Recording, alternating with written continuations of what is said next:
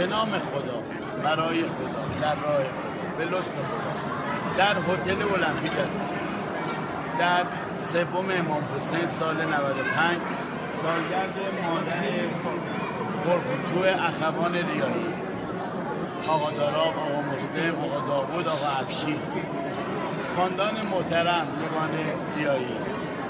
پدرش آقا مسلم از مربیان تیم ملی وزنه‌برداری دنیا بود.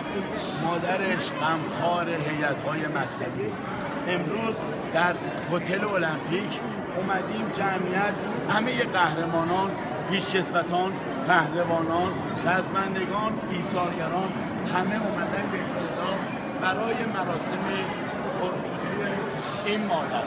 تمام مردم ایران که در دنیا این فیلم رو می‌بینن بدانند مادر نعمته. احترام به مادر، احترام به پدر جزء وظایف الهیه. امروز مادر غم این پدر و مادر شریک روحشان شاد، نثار روح همه مادرها، همه پدرهایی که از دنیا رفتن.